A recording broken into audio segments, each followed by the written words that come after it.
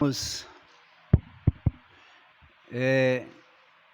nesse momento do culto,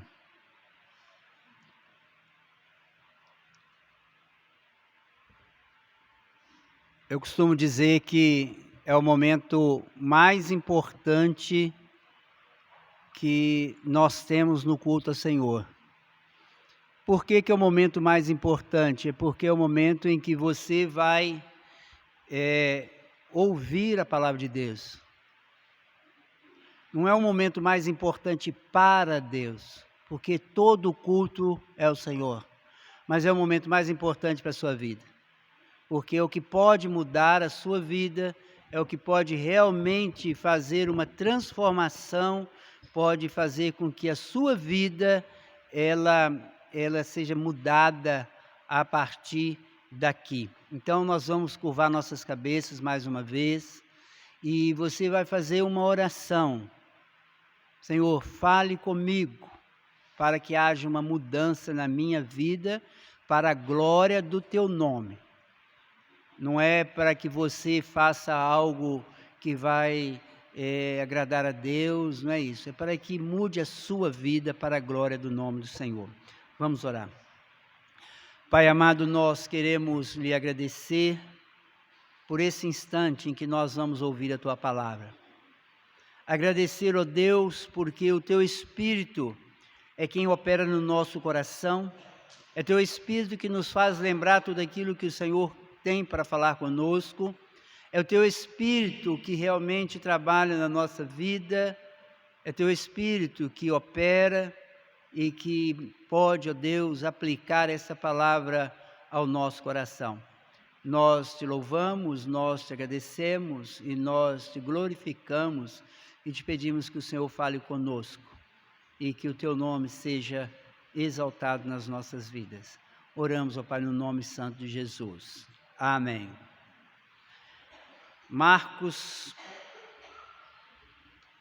Evangelho de Marcos, capítulo 3.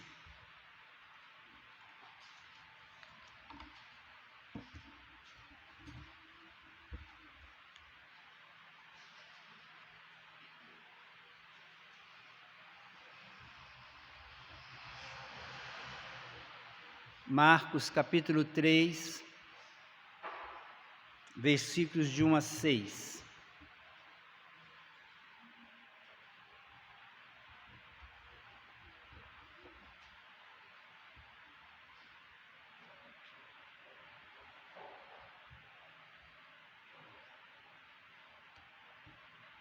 De novo, entrou Jesus na sinagoga e estava ali um homem que tinha ressequido uma das mãos. E estavam observando a Jesus para ver se o curaria em dia de sábado, a fim de o acusarem. E disse Jesus ao homem da mão ressequida: vem para o meio. Então lhes perguntou: é lícito nos sábados fazer o bem ou fazer o mal? Salvar a vida ou tirá-la? Mas eles ficaram em silêncio, olhando ao redor, indignado e condoído, com a dureza do seu coração, disse ao homem: estende a mão. Estendeu-a e a mão lhe foi restaurada. Retirando-se os fariseus, conspiravam logo com os herodianos contra ele em como lhe tirariam a vida. Meus irmãos, nós vimos no texto anterior que Jesus falou sobre o jejum e Marcos coloca esses textos em forma sequencial, e nós vimos semana passada como que Jesus ele tem um problema com os fariseus com relação aos discípulos que foram colher umas espigas enquanto passavam próximo de uma plantação e eles questionaram o fato dos discípulos colherem as espigas no dia de sábado. Aí nós vimos que, na verdade, Jesus enfrenta os fariseus e os fariseus haviam acrescentado alguma coisa na lei ou omitido uma parte da lei que dizia que se alguém tivesse com fome, poderia fazer isso na roça de uma pessoa. e Jesus os confronta, mostrando para eles e alertando para nós sobre o legalismo, o cuidado que nós temos que ter com a vida religiosa legalista. Foi isso que nós vimos semana passada. Agora Jesus vai a uma sinagoga. Nós precisamos de lembrar aqui que já no capítulo anterior, Jesus já tinha parado de ir em sinagoga. Depois que ele cura aquele homem e ele acaba tendo muita movimentação e ele começa a pregar em lugares ermos, mas aqui ele volta à sinagoga. Parece que até mesmo de propósito. E nessa sinagoga, ele vai enfrentar os fariseus que estavam lá na sinagoga com o objetivo de olhar o que ele ia fazer. É mais ou menos assim, eu estou aqui, venho para dirigir a liturgia do culto e parece algumas pessoas de fora aí que não concordam muito com a metodologia e eles vêm para cá e assentam ali para ver o que eu vou fazer. Mais ou menos uma coisa assim. E eles assentaram, o texto é claro em dizer que eles foram ali para ver o que Jesus ia fazer. Provavelmente essa sinagoga, ela estava ou em Cafarnaum ou ali por perto, porque Jesus está ainda em redor de Cafarnaum, e ela deveria ser ou em Cafarnaum, naquela que ele já havia estado nela, ou ali por próximo por ali. Nós sabemos que Jesus tinha parado de ir nessa sinagoga e ele vai lá com esse objetivo de confrontar. Na verdade, ele sabia e ele vai com esse objetivo. E estava ali esse homem que tinha uma das mãos ressequidas. Se você for ler os outros, a gente percebe que a mão era a mão direita. Se você for procurar outros escritos da época, não é canônico, mas existe um evangelho chamado Evangelhos aos Hebreus, que relata que esse homem era pedreiro. Não sabemos se ele realmente era pedreiro ou se não era, se ele era um homem, mesmo dentro do seu contexto de gente que trabalhava na zona rural, o fato de ter uma mão ressequida tolhia ele de trabalhar. É a mesma coisa de você ter uma pessoa que vai ser pedreiro sem uma das mãos. É complicado, o cara pode fazer muitas coisas, mas ele nunca será realmente um profissional, porque é a profissão tanto daquele que é agricultor, quanto aquele que marceneiro, carpinteiro, como era a profissão de Jesus, precisa das duas mãos. E o homem estava dentro da sinagoga, com certeza alguém que já queria ouvir a lei, queria acompanhar a lei, ele estava lá nessa sinagoga. E Jesus vai falar. E aí, o que esse texto tem para nós? Primeiro, se você ver aí no versículo 5, Jesus vai à sinagoga e o homem que tinha um problema físico estava lá dentro. E, com certeza, Jesus falou em determinado momento, Jesus para, isso está aí no texto, quando ele para. Antes dele parar, o texto registra que os fariseus estavam observando a fim de ver se o curaria em dia de sábado. Com certeza eles sabiam que esse homem frequentava a sinagoga.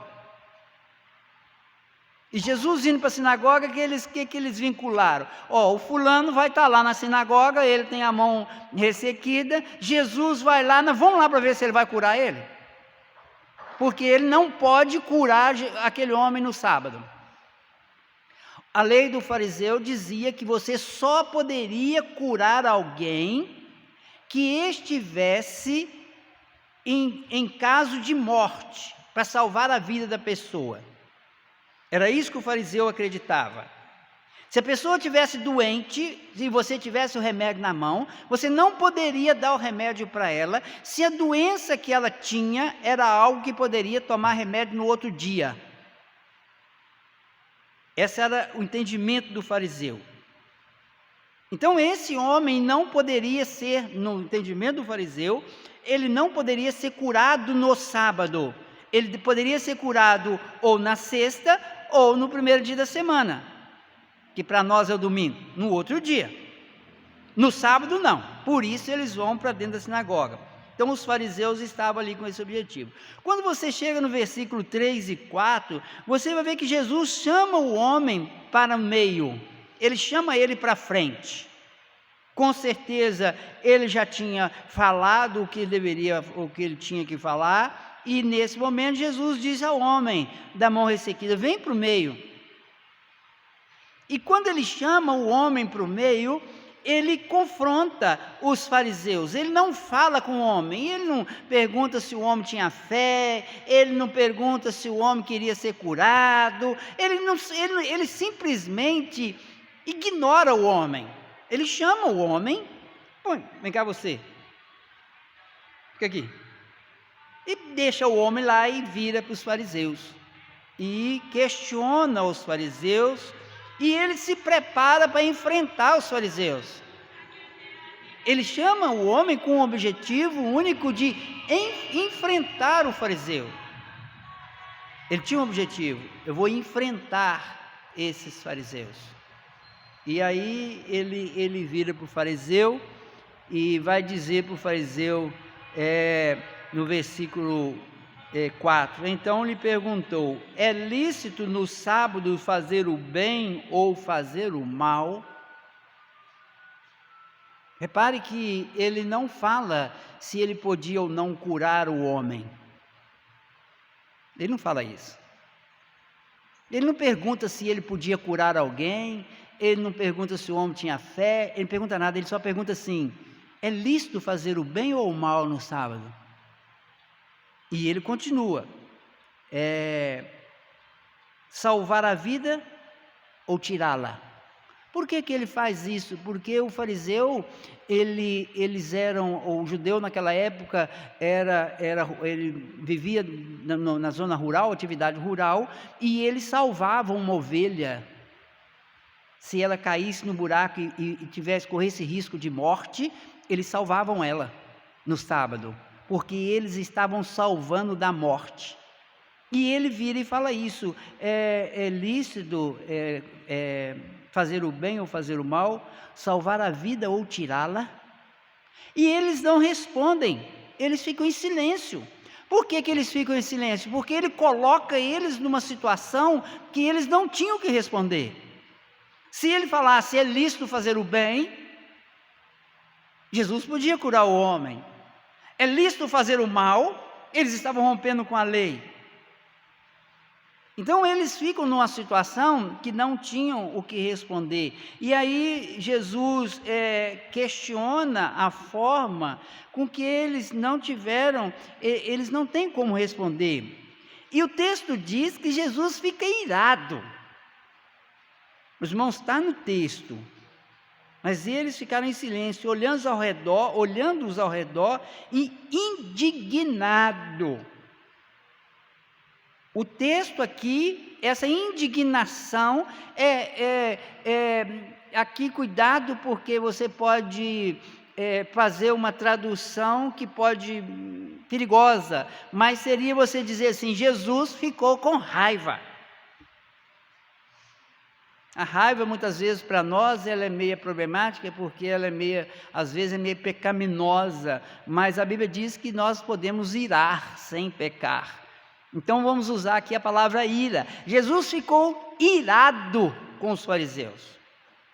Mas ao mesmo tempo, o texto diz que ele ficou irado e condoído.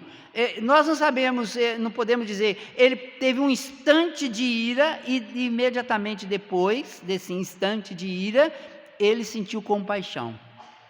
Compaixão de quem? Não é do homem que estava com a mão ressequida, é do fariseu. Ele tem compaixão dele. Por quê? Porque o texto diz que ele teve compaixão com a dureza do coração do fariseu. A dureza do coração.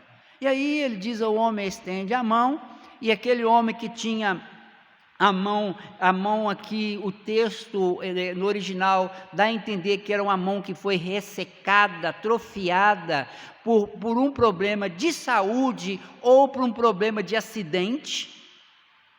Não, o texto original não dá a entender que ele nasceu assim, dá a entender que ele ficou assim depois de algum tempo, não se sabe, mas não é um problema de nascença. E a mão dele, quando ele manda ele estender a mão, na presença de todo mundo olhando, aquela mão foi criando carne, nervos, e aquela coisa que estava atrofiada vai espichando no meio de todo mundo. Imagina a cena. Aquela mão vai crescendo, e você olhando para aquilo, uma mão que era só pele e osso, agora ela vai criando carne, vai criando vida, e o homem começa. Os irmãos, se nós fôssemos aqui falar de milagre, nós tínhamos que passar o resto do culto falando disso. Mas não é esse o objetivo do texto. O objetivo não é mostrar o milagre feito na mão do homem. Foi algo maravilhoso, que você não tem como fugir dele, mas o que Jesus estava fazendo era confrontando o fariseu com relação ao dia do Senhor. E esse texto nos mostra que, na verdade, nós precisamos de entender que o nosso Deus é um Deus que não se curva de forma alguma a ninguém, porque os homens estabeleceram regras e normas religiosas. Vocês reparem que Jesus não se curva à pressão do fariseu que estava sentado nos primeiros lugares na frente, e que ele sabia que estavam ali para confrontá-lo. Ele não se curva. Jesus não se curva. Isso nos mostra, meus irmãos, um Deus que é fiel à sua palavra, um Deus que não se dobra diante daquilo que o homem acha que é ou que deixa de achar que é, ao homem que muda a palavra do Senhor. Jesus não se curva diante deles, ele os confronta. A primeira coisa que nós precisamos de entender com relação ao nosso Deus é isso, que o nosso Deus é um Deus de confronto. Por isso nós o chamamos. Ele é o leão da tribo de Judá, ele tem o seu exército, ele é soberano, ele é o guerreiro, ele é o que tem poder de confrontar. Outra questão que esse texto nos mostra é que Jesus, o Senhor, nosso Deus, se preocupa com a necessidade do próximo. O homem estava lá. Ele, em momento nenhum, Jesus se dirigiu ao homem simplesmente porque queria. Ele usa esse homem, mas ele também vê a necessidade do homem, porque senão ele poderia ter simplesmente usado o homem, falado e pronto. Não, mas ele cura ele deu a ele essa bênção, então ele se preocupa com a necessidade. Uma outra questão aqui nesse texto, que é muito interessante, que nós aprendemos sobre o nosso Deus, que o nosso Deus é um Deus que se ira, e que tem tristeza com aqueles que estão com o coração endurecido. O Senhor se ira e se entristece muitas vezes com o coração daqueles que têm o coração endurecido contra Ele, contra aquilo que Ele ensina, contra a Sua palavra. Nosso Deus se entristece às vezes, porque nosso coração às vezes é endurecido contra determinadas coisas que estão relacionadas com a lei de Deus e com a palavra de Deus. E aqui a questão era o dia do Senhor, a guarda do dia do Senhor, que o que estava em jogo. E também nós podemos tirar desse texto um ensinamento com relação ao nosso Deus, é que Ele age com misericórdia com o necessitado. Apesar da circunstância, Ele age com misericórdia. O homem foi abençoado.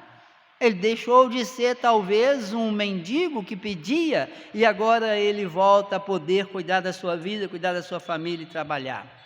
O texto, como sempre eu falo, que o texto tem sempre grupos de pessoas no texto. Toda ação que você vai ver na Bíblia, a Bíblia está sempre te mostrando grupos, os dois grupos existentes na humanidade.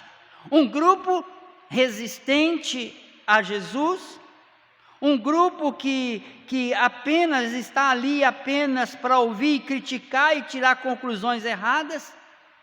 Um grupo que se afasta e vai se envolver com os herodianos, que os herodianos são aqueles que defendiam Herodes, e aqui você vê os judeus odiavam os herodianos, odiavam Herodes, mas eles fazem parceria para se voltar contra Jesus.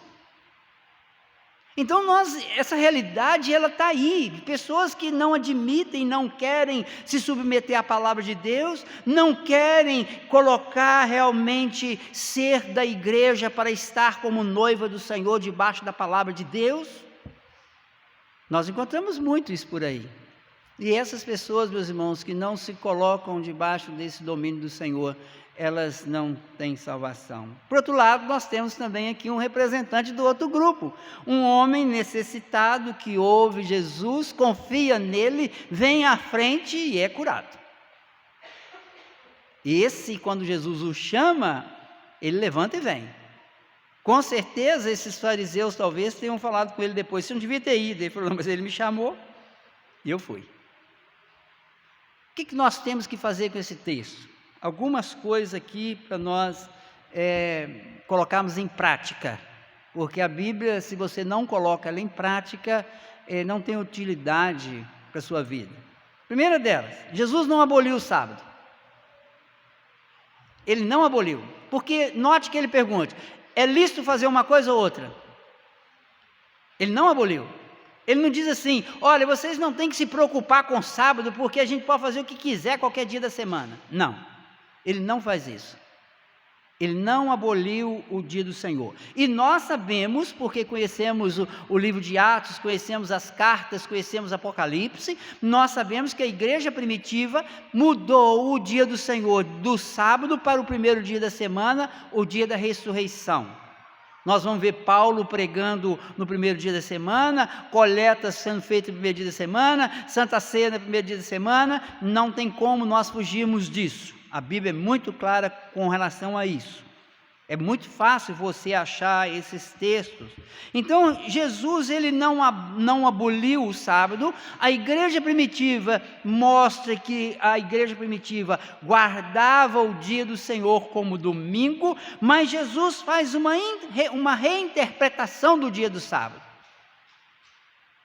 Ele reinterpreta a lei, mostrando o sentido espiritual do sábado, que o sábado era para os homens, que o sábado era para o bem do homem, que o sábado era a oportunidade de descanso, o sábado era a oportunidade de buscar o Senhor. E aqui nesse texto, ele faz um ensinamento tremendamente importante. Porque ele faz a pergunta, é justo fazer o bem ou o mal? Matar ou salvar a vida? E faz um ato com o homem. Qual o ato que ele faz com o homem? Ele cura o homem. O que esse texto está querendo nos mostrar, meus irmãos, é que o dia do Senhor é um dia de prática da misericórdia. Um dia que você deve dedicar na sua vida para que você pratique misericórdia. É um dia de descanso? É um dia de descanso. Mas não é o dia para você viver ele de forma